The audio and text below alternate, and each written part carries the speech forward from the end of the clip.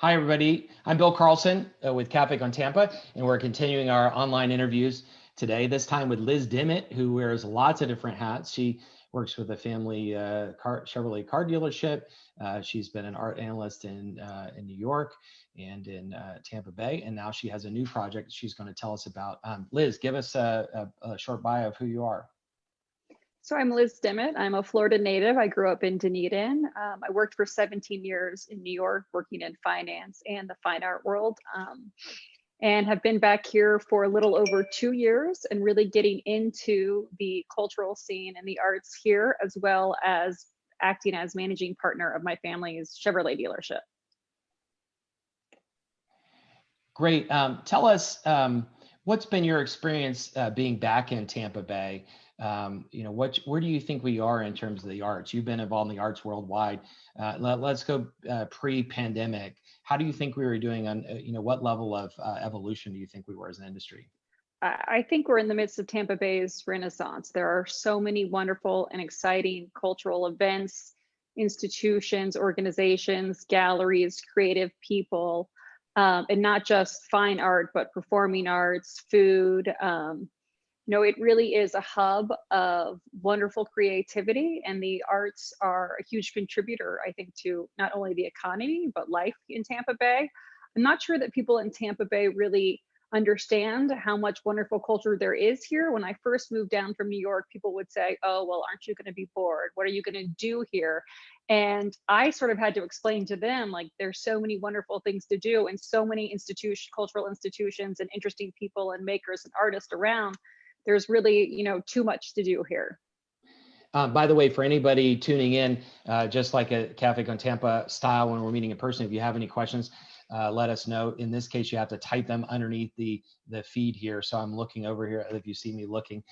Liz, tell us, what do you think are some of the successful events or venues that have happened in the last few years? You've been involved in a few of the really big ones. What are some kind of tentpole successes that you could mention? Well, I think the arts and culture community is really strong because we have a lot of great educational institutions and museums here that really support the arts. Some projects that I've been really proud to participate in, and I think have really sort of changed the field or expanded people's understanding or experience of the arts, are the Beach Tampa, which was put on by the Vinnick Family Foundation and Amalie Arena about 4 years ago. And that was an immersive installation, a 10,000 square foot monochromatic white beach environment that the Vinnick Family Foundation invited people to come and experience. And then the year after that, the Vinnick Family Foundation, and I'm lucky enough or honored to get to work with them to help them execute their cultural projects, put on Art of the Brick in downtown Tampa, which was a 10,000 square foot artist exhibition of brick artist Nathan Sawaya. So you couldn't get close to that. That thing was sold out all the time. There were lines all the way around the corner. Congratulations. It was really exciting. I mean, the Vinicks are so wonderful and wonderful patrons of the arts, and they put on those events for free to the public to go. And I was just so thrilled to see how many people, I mean, literally thousands. Art of the Brick had 135,000 people attend in 11 weeks. So people lined up in the hot summer sun to go and experience art in sort of a new, fun, playful, yet really smart way. And you worked on another one that was at Tampa Museum of Art. Can you mention that? I did get to work with the Vinnick Family Foundation again on bringing Yayoi Kusama's Love is Calling Infinity Room to the Tampa Museum of Art. And that was for a wonderful season of exhibitions they had called the Season of Love. And Love is Calling is Kusama's largest infinity room to date. They can hold about 10 people at a time. It's a 20 by 20 foot room that is all glass, and visitors go in for 2 minutes and experience, the infinity room. And it's just colorful and wonderful and fun, but again, by an incredibly smart and sophisticated, conceptually strong artist who is really sort of the most popular and talk about artist in the world right now. And we had an incredible exhibition of her work at the Tampa Museum of Art. I took my then 8 and 9-year-olds to the exhibit, and I started to tell them a little bit about her, and they turned around and knew her entire history, where she lives, all the details of it, because their school had already taken them there. So you're inspiring. Kusama's a huge deal and really sort of an international global phenomenon. So it was really exciting to bring one of her works here and to have, again, so many people come out to experience it. Is that the one that's in London right now? I saw an announcement of an exhibition in London. Is it the same one? Or That's a different exhibition that's in London, but Love is Calling has been acquired by the Contemporary Museum in Boston, so it has been shown there. But there is a global exhibition that's traveling the globe of Kusama's Infinity Rooms that has been the most popular exhibition by an artist ever based on ticket sales. People, they literally, a museum hosts her work, puts the show online, and the tickets sell out in a matter of hours. Yeah, I tried to go to the museum in Atlanta and it was impossible. Couldn't get tickets in advance. Went at 5 a.m. and they were long sold out by then. Hey, but how wonderful. If anybody has any questions, please post them underneath the video here. Liz, can you just for a minute tell us about art asset management, how these billion, trillion-dollar funds invest in the arts and what they look for? Well, I mean, art is really considered an alternative asset that has now quite a long market history of people investing in art. I ran a private equity fund that invested not in art itself, but in the infrastructure of the art market. So the art industry is huge, billions and billions of dollars spent in it. And just like every other industry, there is media, software, technology, specialty finance, insurance, shipping, storage, real estate, education, all those sectors. So the art industry, and really, if you want to say the culture industry, is really a huge factor of adding to our GDP here in this country and a huge factor to the global economy. Hundreds of thousands of workers, tons and tons of money spent. And art itself is an asset that people are investing in and seeing very large returns. And some people think that it's an add-on or something that's nice to have, but it's really a serious, multi-billion-dollar industry that adds tremendous amounts to the economy. Very, very serious. And, you've seen that with sort of specialty real estate and other collectibles like cars and wine have become very serious alternative assets that people are holding in their portfolios and have entire strategies around. So one of the main things you wanted to talk about is going back in your story, you came back to the area. You got involved with the family Chevrolet business again, but you saw opportunities around the area. And one of them you saw was in the Warehouse Arts District in St. Pete. So tell us what you saw and what you're planning on doing now. Well, really, I have always had a dream of having an art space, and especially an art space to do pop-up exhibitions and immersive and experiential art. And came back and was living here and knew about the Warehouse Arts District and had been going to events there, and asked Kara and Jordan Behar, who are architects that have their firm based there, about buildings available. And I was looking for, a small warehouse or a small part of a warehouse, maybe 2,000, 5,000 square feet. And Kara came back to me with quite a larger opportunity. And it was 90,000 square feet under roofs and 6.5 acres. So my family and the Behar family purchased this property, and we're sort of doing adaptive reuse to make it into an arts and cultural destination in South St. Pete, right there along the trail, the Pinellas Trail, where a lot of other near Duncan McClellan and the Morian Center. So where there are a lot of other already established artists and art groups, the Warehouse Arts District there, but also the Arts Exchange, all of those. You said 90,000 square feet? It's 90,000 square feet for the whole campus of what is going to be called, it's called the Factory. And that's the entire campus. My project, which is called Fairgrounds, is a tenant at the Factory, and we'll have an immersive art installation there that will be about 12,000 square feet. Yeah, okay, so tell us about that. Tell us about the Fairgrounds and tell us about the Factory too, please. So Fairgrounds is an immersive art and technology company. And basically what that means is the public is invited, you buy a ticket, you come in to a huge warehouse where there's 12,000 square feet of artist-created environments and exhibitions. So not your standard museum exhibition where, there's a clean space with just paintings on the walls, but entire sort of playful narrative environment where you're invited to touch and explore and go around, and everything within the environment is made by artists, and really with a focal on local and Florida artists. And is it going to be a nonprofit or for-profit?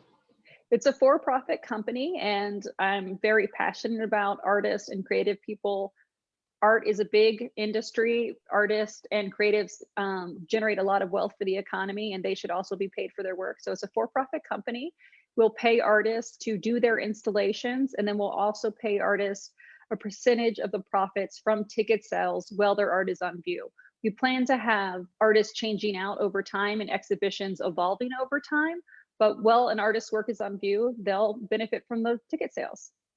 That's great. Yeah, when people talk about the industry of art and ask about it, one of the examples I give is Mark Ailing, who's one of the leaders of the Warehouse Arts District.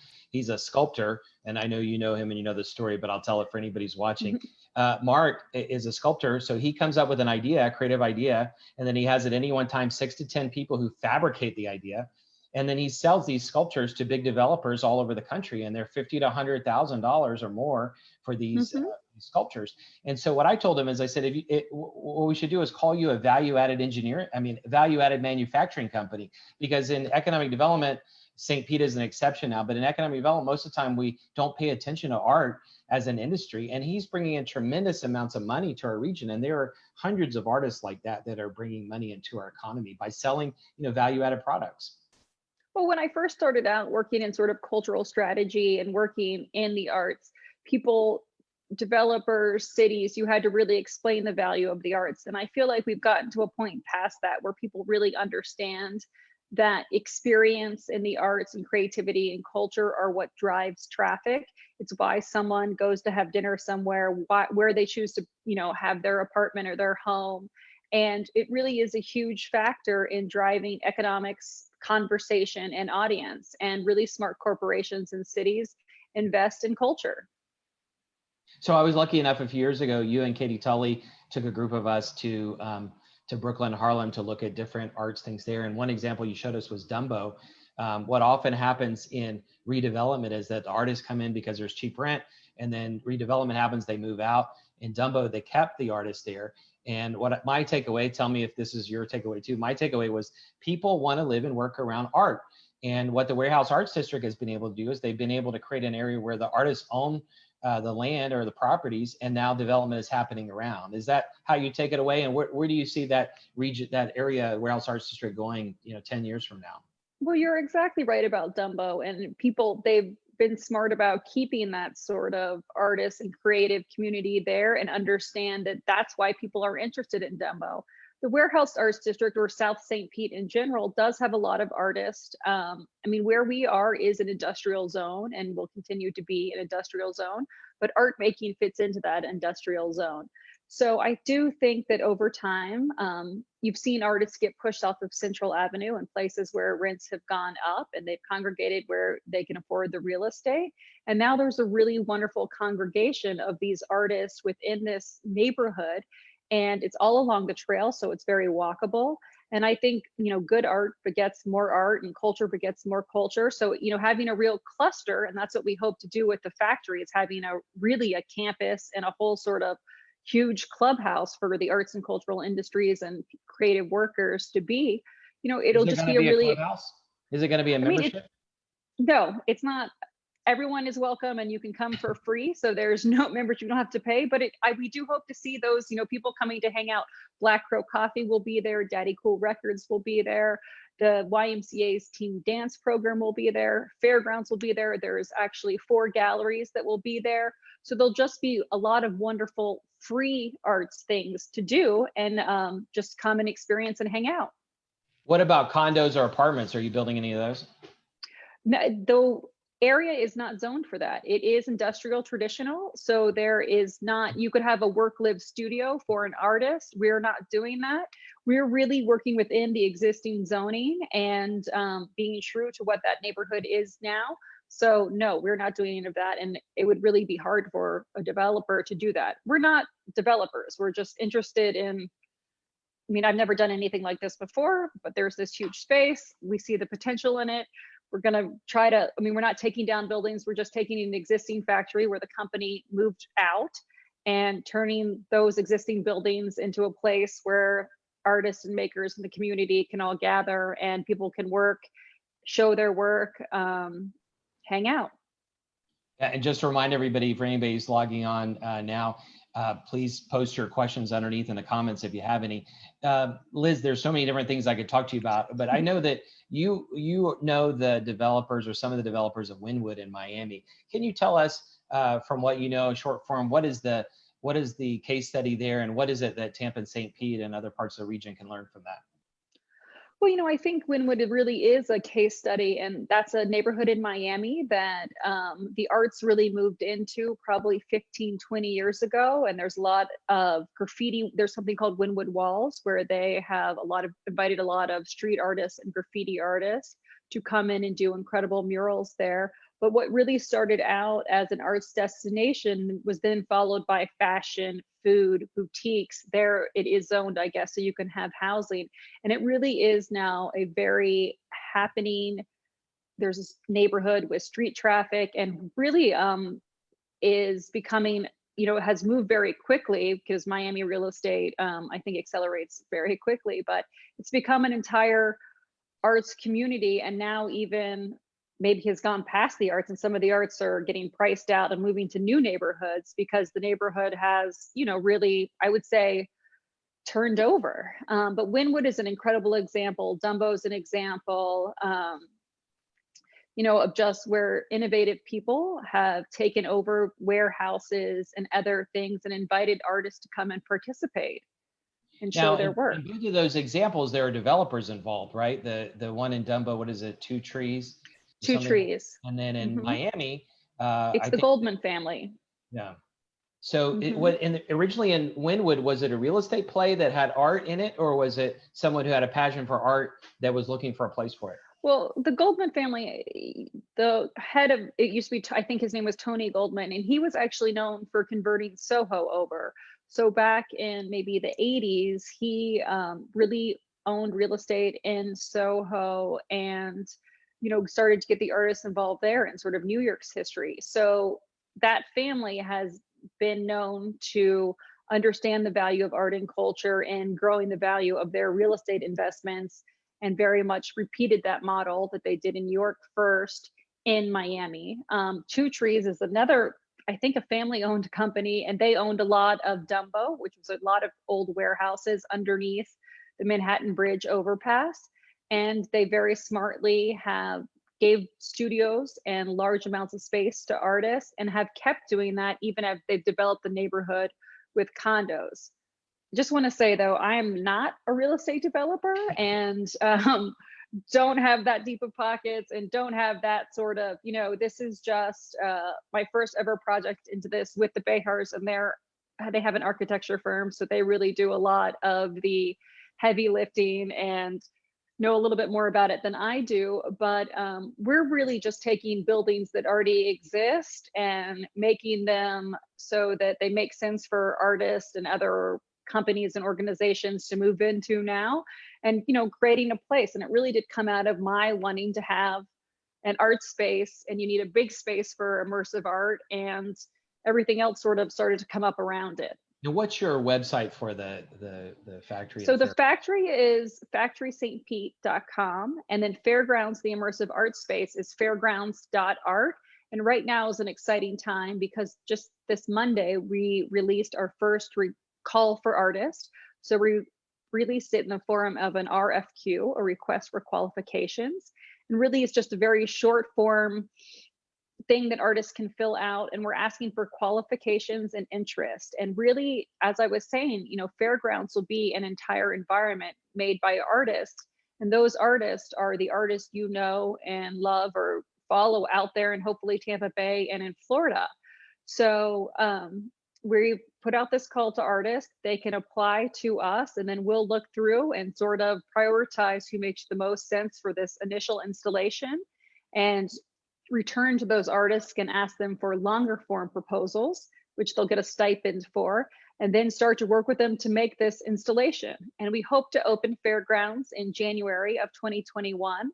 But again, we would love artists of all media, all experience levels, all ages, all abilities to apply. It's fairgrounds with an S.art. Yeah, so if anybody watching, if you know any artists, please have them contact her. And let me ask you another quick question. besides the examples we mentioned, what are some other communities around the world that you think really understand art as an industry and have developed it? Well, I think St. Pete itself has been a city that really got it very early on, started with the cultural plan in the 90s. It has done incredible job fostering the arts. But other ones that come to mind are Austin. Austin, Texas has done a great job. And arts and technology often go together. Art is a form of technology. And Fairgrounds will have art and technology components, I should say. So Austin is a city that really has a cool cultural scene, and the rest of the city has sort of grown up and been identified around that. There's a lot of examples internationally. I mean, you can see like what we say the Bilbao effect. So the Guggenheim built a huge museum. Frank Richard. Okay, I'm gonna forget who the architect is. Gehry designed, and big, beautiful, huge architect designed museum in the city in Bilbao in northern Spain, and that basically became a huge cultural beacon, tourist destination. It sort of transformed the face of that city, and that's sort of your classic example of culture really defining a city or region, and then people try to repeat that all the time. I mean, we have Hudson Yards in New York that just opened up, and they have the Vessel. They also have a cultural center called the Shed. Hudson Yards is the largest development ever in the United States at $20 billion. And they really have focused their identity and their brand around the arts. And what about other cities around the world? I been to London recently. There's what's the area called Shoreditch? Shoreditch, and now you also have sort of South London really taking off. London is an incredible city. Berlin is really known for its arts, and not just visual arts, performing arts and music scene, and they really sort of drive an economy there. But in the United States, we have, look at Santa Fe, New Mexico. And Santa Fe has an incredible arts community, and they also have a company called Meow Wolf, like meow, what a cat does, and wolf, like the animal. And that is really a company that Fairgrounds looks to as inspiration. And it's a immersive art experience started by really a group of artists that came together and started doing installations, and then they grew over time, and they built this big immersive art space in an old bowling alley. And in their first year, they welcomed 300,000 people, and Santa Fe is a city with a population of 70,000. So, those numbers are huge. And Santa Fe, also has a more traditional and then the sort of southwestern and western art scene, but it is an entire city sort of defined by the arts. What do you think about going around the world? Dubai, Abu Dhabi, one of them I think has a branch of the Guggenheim. Maybe the other one has a branch of the Abu Louvre. Dhabi, yeah. And where do you think those are going to go? I mean, they're trying to diversify their economies. How do you think those ideas will develop? Well, we're in an extraordinary time where where travel and things have been paused for a while, but I do think that human beings are naturally social, and we want to congregate, and we want to see things, we want to be inspired, and we want more than ever cool experiences or inspiring experiences. And really, you can see that, there's reports that show that people's spending, they much more now spend on experience versus on like goods and like products. So really what you do is you save up for the great trip, or to go to see this concert, or to, for an experience now. And those sort of Middle Eastern cities, Abu Dhabi, are really banking on that, and they're very well funded. They can sort of buy the best of the best and have star architects, and Zaha Hadid and all the big famous, and then partnering with the Louvre and bringing over sort of the best of art and really making these iconic destinations. We'll see how it goes. I do think there's something really exciting. St. Petersburg and Tampa are really exciting because we have our own art scene, and there is something about that authentic, original art scene that we have in Tampa Bay. There are a lot of artists and makers that live here and work here. There's a lot of great art.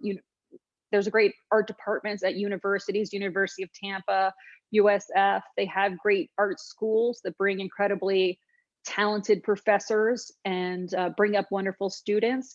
So there is something, I think, about the Tampa Bay area that makes it really exciting itself, because it's sort of a homegrown art scene. We don't need to import the biggest and the best from somewhere else. We have cool things here that we just need to sort of put on a larger platform.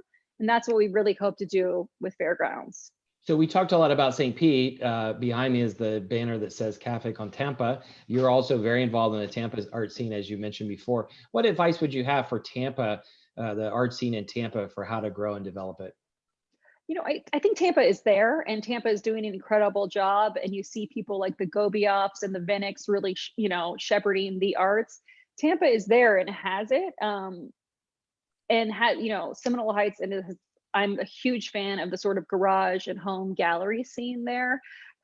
There will be an incredible immersive art installation in Tampa called the Peninsularium that the Govias are behind. So Tampa is really there. What we need to do is have patrons really going and experiencing the arts outside of just the institutions. Go to the garage gallery, seek out the fringe things, and then buy art here locally. We have incredible art made here locally in Tampa Bay. Tampa has an incredible art scene, especially with USF, which works with world famous, the best of the best in the art world, and they have wonderful teachers. But like, support those artists, buy art here. You don't need to buy art in New York or Paris. I mean, that's wonderful, you can do that too, but it doesn't mean that it's going to be better than the art that you could buy here from some of our local artists. So shop local. Yeah, great. Thank you. We've got a couple more minutes. I want to ask you a kind of esoteric question. I'm on the Creative Art and Design Committee of the St. Pete EDC, and there are people there that are doing 3D rendering, developing cartoons. Mark Ailing's there, who does physical sculptures, and there are people there that are doing virtual reality, augmented reality. And so we all started talking one day, and the guy who does virtual reality, augmented reality said, well, in a few years, something like Google Glass is coming back, and I watch Westworld, maybe a bunch of other people do too. How much? And so then we said, well, instead of just doing a rendering, Mark Ailing doing a rendering of sculptures for the architects to show to the clients, will there be a day when people wear something like Google Glass, let's say down Straw Park in St. Pete, and look out into the water and see 3D rendered augmented reality sculptures, and there'll be a whole industry of that. How much do you see augmented reality and virtual reality affecting the art scene, and how far away are we from that? So I would put all of that under the guise of what we call extended reality, or XR, and all of that. I see all of that happening, and I think sooner than we think. I think the pandemic has only sped that along. We have an incredible technological team at Fairgrounds, and it's headed by Mikhail Manchin, who is an incredible technologist and artist in his own right.